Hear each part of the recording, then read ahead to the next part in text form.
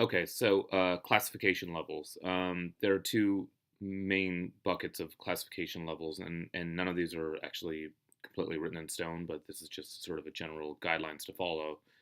And so there are classification levels for commercial businesses, and then classification levels for military and government and that kind of thing. So with commercial businesses, you have public information, so that's really just anything the company wants to have out there. You have sensitive information, which is things like financial reports or like third quarter reporting, that all that kind of stuff. The key to that information is that it has to have integrity, because if that information gets out there or it's being released, and for some reason if someone does something to that information to make it wrong, then that's obviously a bad thing for the company. So it's sensitive. The next layer up is private information, and that would be things like PII, like employee information, HR information. It's stuff that should not ever get out of a company's control.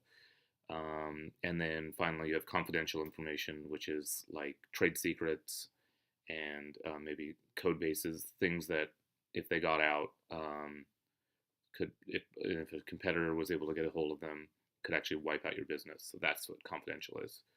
Um, for military and government, you have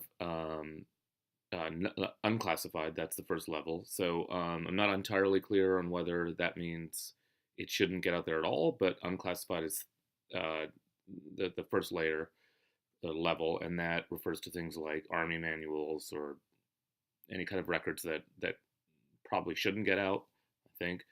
Um, but if they do, they're unclassified. And then the next layer up is sensitive but unclassified, and that refers to things like it could be like test results. It could be like the social security numbers of people in the military. Things that like it would be really bad if it got out, but it's not a national security kind of ramification. Um, Next layer up is confidential, and with confidential, that's where you start getting into national security issues.